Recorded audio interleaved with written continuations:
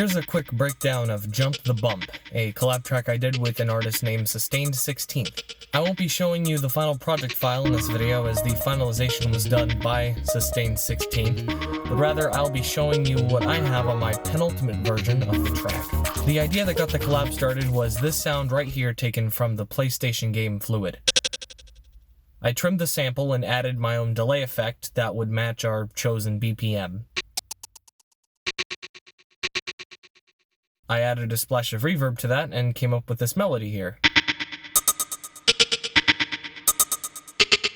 I made a percussion loop which consists of a paper shaker and some samples from Gravity Falls.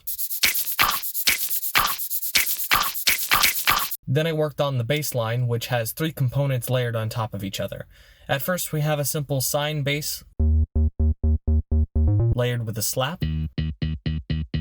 And then 4 bars later, Sustained 16th added an additional synth bass. The slap bass has both a multiband compressor added to it and an EQ to cut off the very low frequencies and accentuate the highs a bit more. And this helps the slap and the synth bass from muddling up with the sine bass. Here's a recreation of what we got started with and what I sent to Sustained 16th.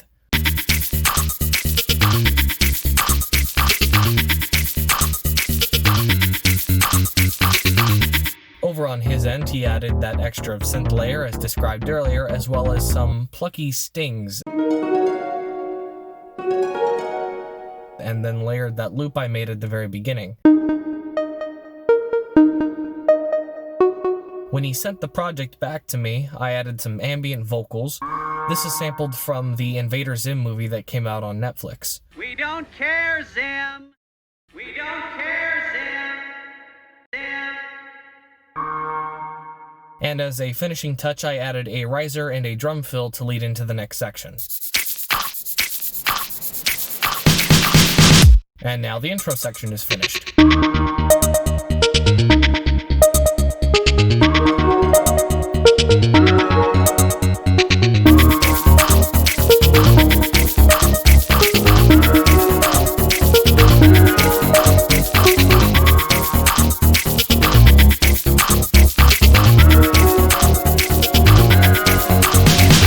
Then we had to figure out the next section. Sustained 16th created these nice rhythmic pads, but at first they were implemented in a way that didn't quite match the energy implied by the pads. So I attempted to fix this by changing the rhythm of the drums into something more ravey. And then I added even more ravey sidechain to the pads. I made this into a complete section by reintroducing elements from the intro section, including the ambient vocals, the synth loop, and the stings.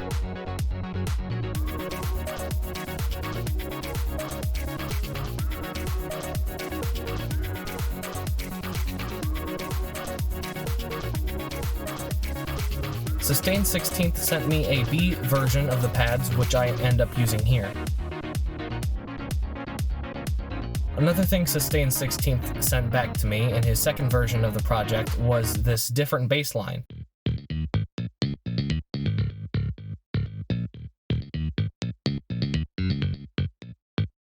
I rearranged it slightly and used it to make a bass solo section.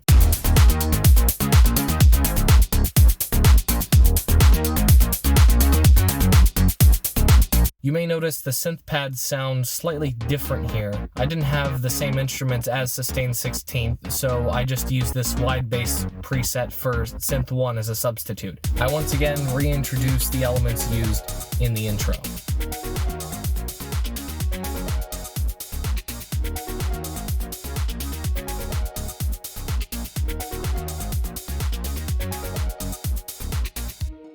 Now we have a softer section with those drums that were originally in the second section with the big pads. In my opinion, the drums work a lot better in this context.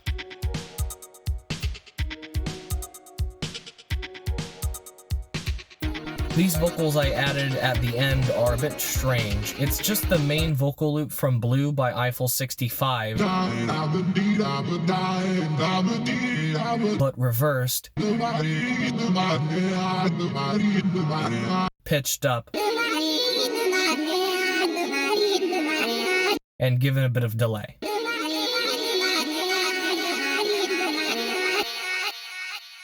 I end the track with one last of these sparkles and then a trumpet sample drenched in reverb.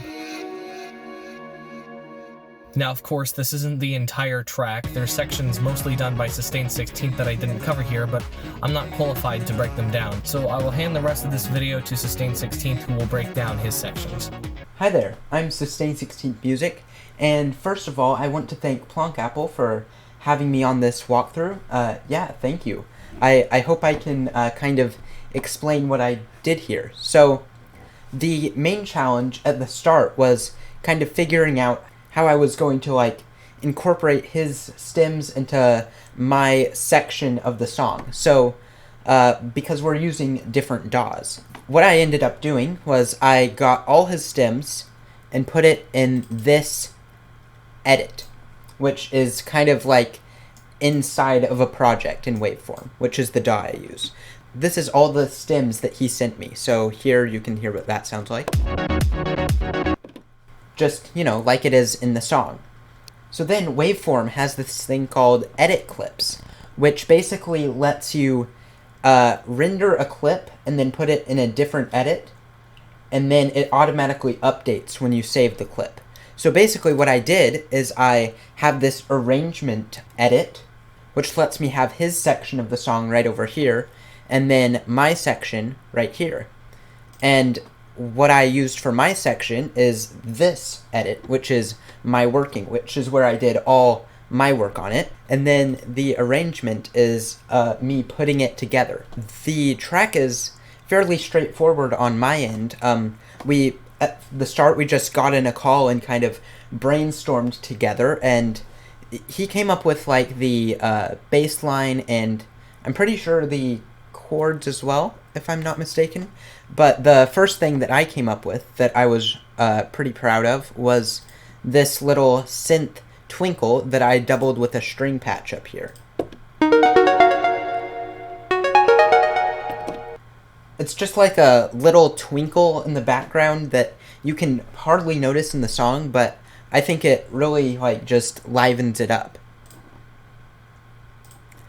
So yeah, basically when we got in the call, he was making his rendition of the idea, his rendition of the bass line and the pads, and I was making my rendition. So it's the same bass line, same chords, same idea, but it ends up having a completely different vibe at the end. His is all synth rave and grooving and stuff like that, and mine's sort of like that, but it's more leaning into the just mellower, flowy vibe.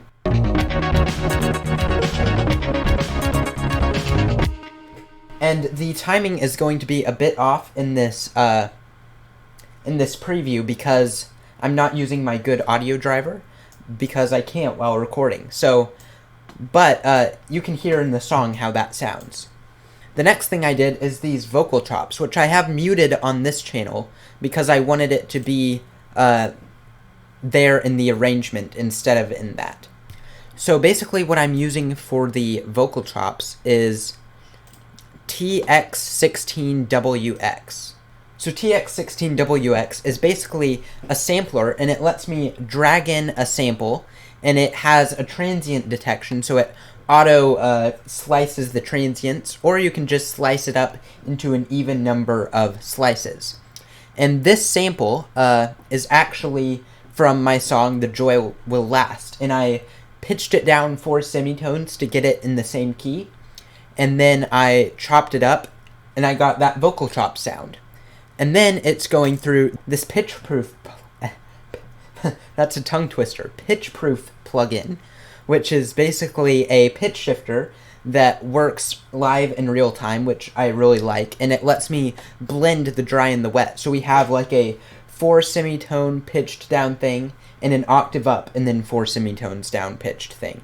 And it let me blend those, which gave it a kind of a bigger quality than just having it completely an octave up or completely the original octave. And then I have it going through Oral River, which is a reverb plugin that Plonk Apple actually introduced me to. So yeah, thank you. I really ended up liking this plugin. That's basically it that I did for the arrangement. I have this kind of transition out of it that which is really quiet for some reason. I don't know why that's like that. Maybe I accidentally hit a slider or something, but... So that is basically just a thing in 4OSC here.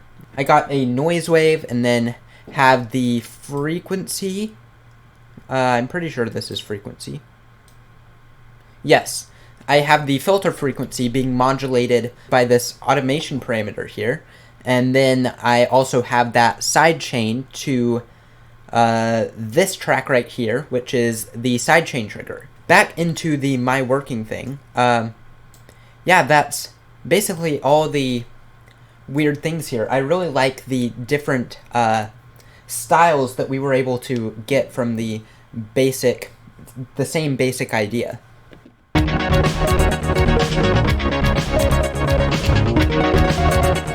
I'm trying to think what's kind of unusual that might be interesting to see. Basically, the plugin that I use the most is 4OSC, and it is the default synth that comes with waveform. And yeah, I used it for pretty much everything. I used it for the bass that's playing the bass line here. I used it for this bass that's also repeating the bass line, which is a lot higher, and it's just playing it as 16th notes. I have it here. Wait, no, I don't. I have it. No. Oh. I have it here as this pad over here that's supposed to be kind of like an 80s pad. I didn't get the 80s vibe all the way, but it kind of sounds too much high end for it to be 80s. But you know, it has a good sound. It's just not the vibe I was initially going for, but then I was like, okay, I can go for this vibe instead. So that's pretty much all I have to say about this. Thank you again, Plonkapple, for having me on this video, and thanks for collaborating with me. I really had a lot of fun. Hope you enjoyed our little collab track. And Sustained 16th, by the way, has a thing over on his channel where he breaks down another track that we collabed on. Well, not necessarily collabed on. I gave him a very small idea, and then he took that small idea and turned it into this big thing. I recommend you check it out.